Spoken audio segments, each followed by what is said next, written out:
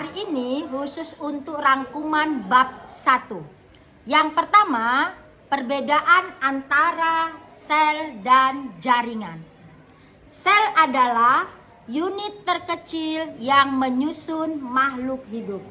Sementara jaringan adalah kumpulan sel-sel yang memiliki karakter dan fungsi yang sama. Yang kedua adalah perbedaan antara sel hewan dan sel tumbuhan. Sel hewan dan sel tumbuhan memiliki beberapa perbedaan dilihat dari organel sel yang menyusun sel itu sendiri.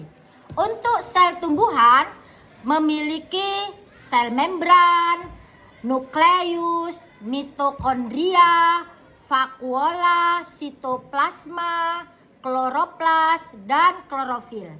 Sedangkan sel hewan tidak memiliki kloroplas, klorofil, dan dinding sel.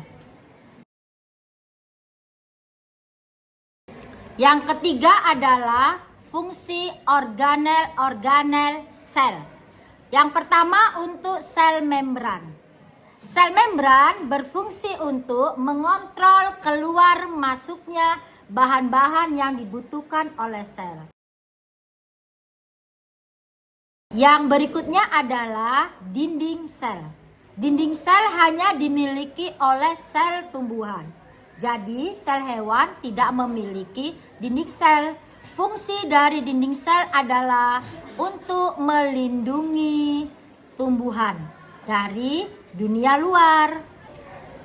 Berikutnya organelnya adalah nukleus atau inti sel. Nukleus ini terdapat pada sel hewan dan sel tumbuhan. Fungsi dari nukleus adalah untuk mengatur dan mengontrol seluruh aktivitas sel. Organel sel berikutnya adalah mitokondria. Mitokondria ini terdapat pada sel hewan dan juga sel tumbuhan.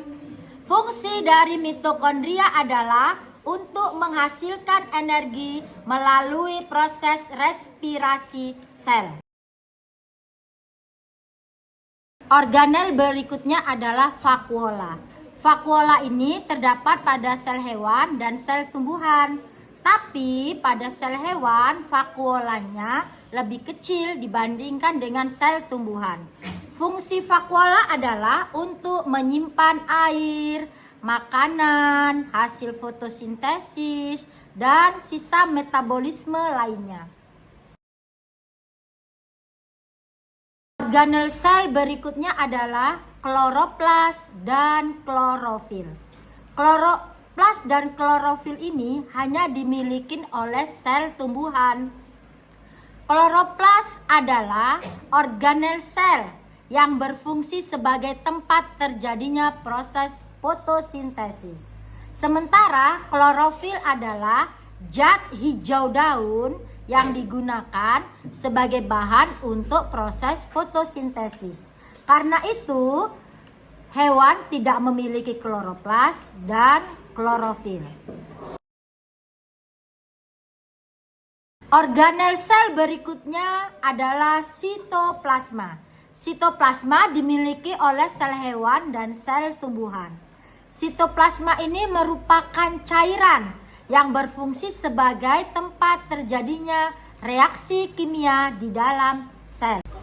Rangkuman berikutnya adalah tentang mikroskop. Di sini saya akan menanyakan tentang perbedaan antara lensa okuler dan lensa objektif. Ingat, lensa okuler itu adalah lensa yang terletak pada bagian atas yang dekat dengan mata.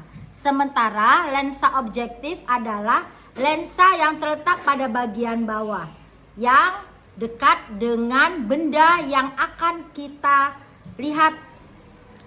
Fungsi okuler adalah untuk memperbesar bayangan benda. Sementara fungsi lensa objektif adalah untuk menangkap bayangan pada benda. Rangkuman terakhir dari bab 1 adalah spesialisasi pada sel tumbuhan. Ada 2 jenis spesialisasi pada sel tumbuhan. Yang pertama disebut sel akar rambut. Yang kedua disebut stomata.